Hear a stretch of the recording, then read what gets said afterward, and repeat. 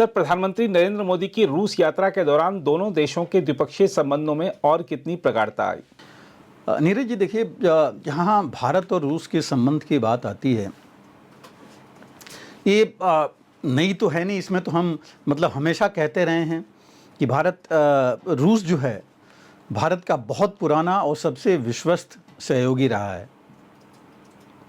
और अभी जो है मैं दूसरी तरफ से कहूँगा कि रूस ये समझ रहा है कि इस समय भारत उसका एक बहुत बड़ा विश्वस्त है, उसकी बात सुन रहा है, समझ रहा है, समझा भी रहा है और दुनिया में उसकी बात को और दुनिया की बात को उसको पहुंचा रहा है।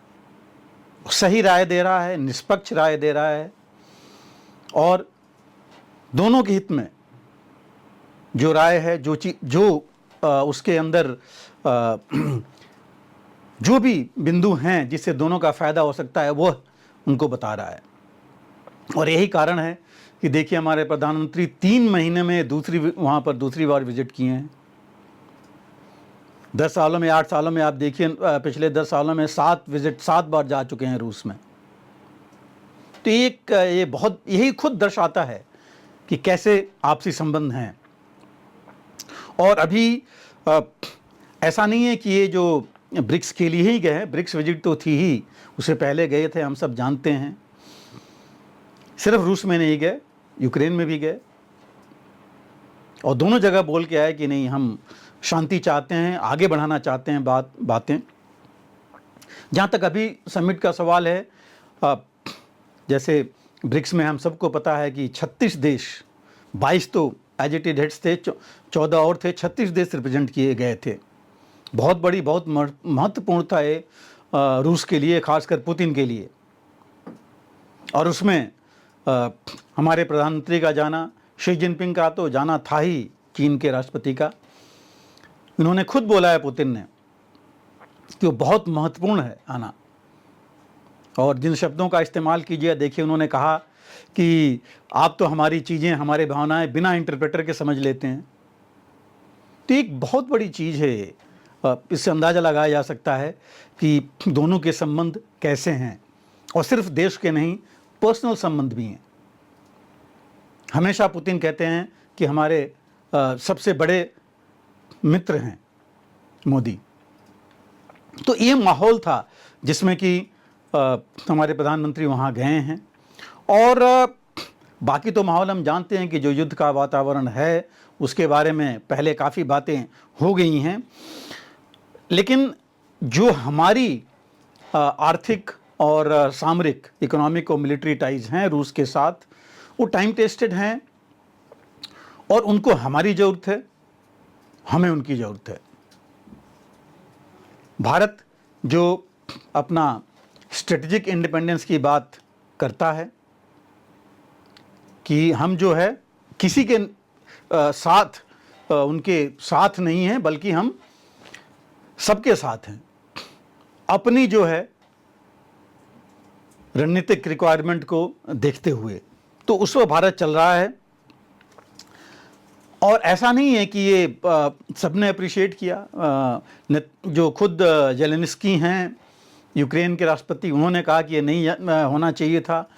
सबसे बड़े डेमोक्रेसी के जो प्रधानमंत्री हैं भारत के, उनको वहाँ नहीं जाना चाहिए था मिलने। सबसे बड़े उनके कहने से कि सबसे बड़े एक तरह से कसाई हैं पुतिन।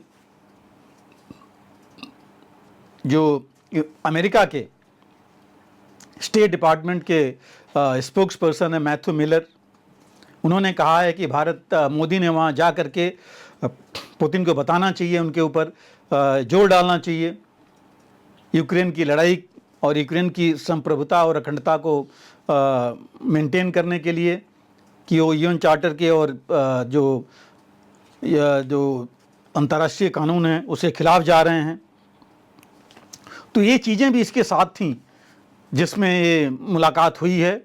और वहाँ पर प्रधानमंत्री ने खुद दोबारा कहा है कि हम तैयार हैं हर तरह की मदद करने के लिए, क्योंकि सिर्फ बातचीत से ही शांति स्थापित हो सकती है और शांति स्थापित होना चाहिए।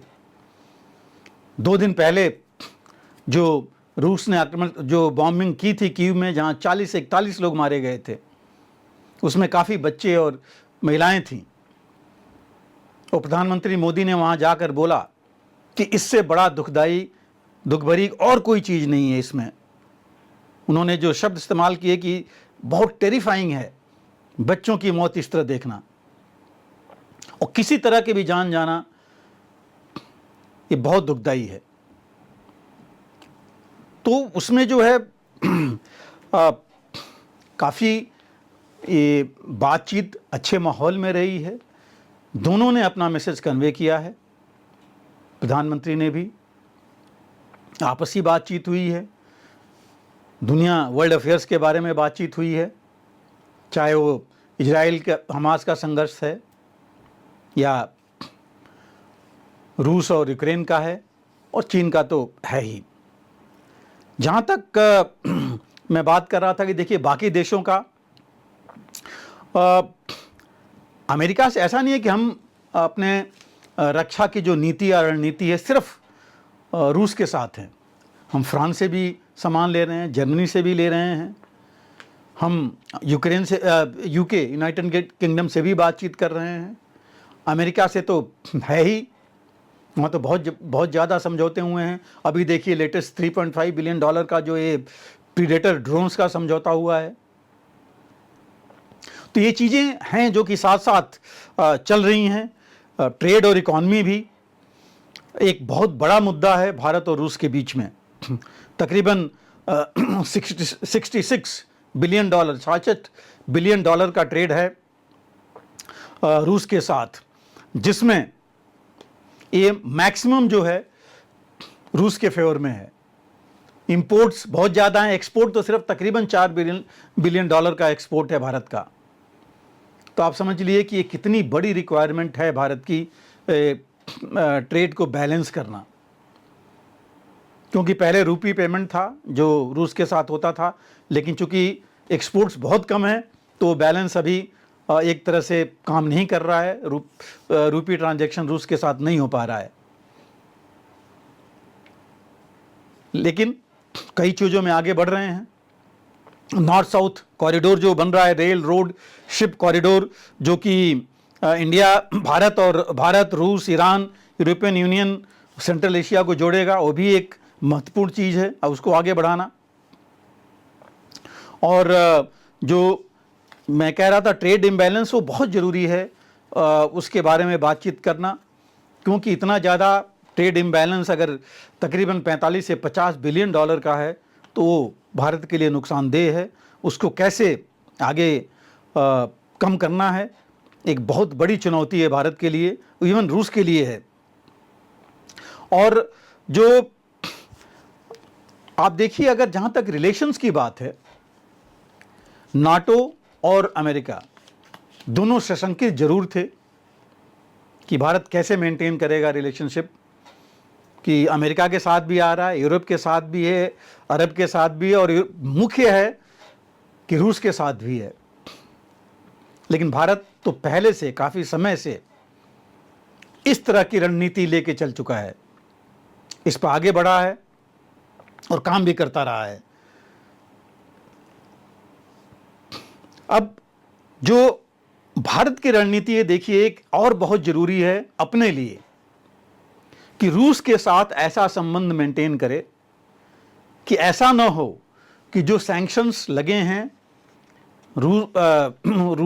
रूस के ऊपर अमेरिका और नाटो यूरोपियन यूनियन के द्वारा, और जो प्रेशर आ रहा है उसको देखते हुए रूस बिल्कुल चीन के साथ चला जाए और भारत फिर इस रणनीति में अकेला पड़ जाए। तो भारत को भी देखना है कि चीन से थोड़ा दूर भी रखना है, रूस को नज़दीकी है लेकिन थोड़ा दूर भी होना चाहिए। और उसके साथ मैक्सिमम हम जो है सबसे ज़्यादा सामान रूस से तो ले रहे हैं, डिफेंस इक्विपमेंट, लेकिन देखिए उसमें डीले होना, देरी, वो एक चिंता का विषय है। S-400 जो 1 साल पहले 1.5 साल पहले आनी चाहिए थी, नहीं आ पाई हैं। जो मिसाइल्स थी एयर डिफेंस मिसाइल्स, एक बैटरी तो आई थी जिसको ऑलरेडी चीन के खिलाफ तैनात कर चुके हैं।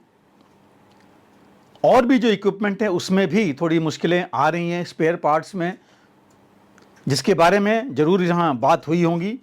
और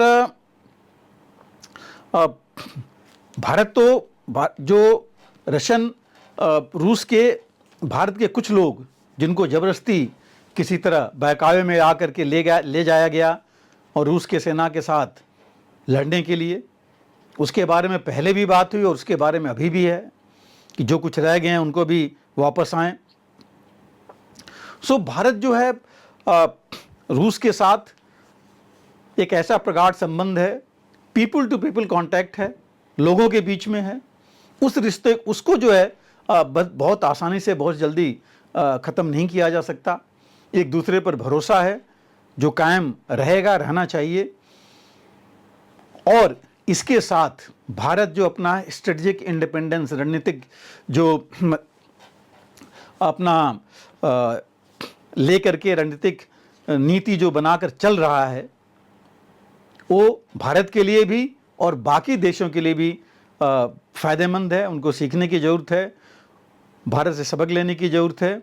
और रूस के साथ जैसे मैंने कहा कि ये रणनीति लेकर के अगर हम आगे चलेंगे तो हमें दोनों देशों को इससे फ़ायदा रहेगा। छोटे मोटे जो पॉइंट्स हैं उनको भी उसमें दूर होना चाहिए। इकॉनमी जो ट्रेड इम्बैलेंस और जो रक्षा क्षेत्र की कुछ चुनौतियां हैं देरी की, वो आपसी बातचीत से आगे बढ़ सकते हैं और उनको कम कर सकते हैं। अगर आप भी लेना चाहते हैं देश दुनिया की तमाम जानकारी तो आज ही सब्सक्राइब करें हमारे चैनल को। साथ ही नीचे दिए बेल आइकन को जरूर दबाएं ताकि हर अपडेट आप तक पहुंच सके।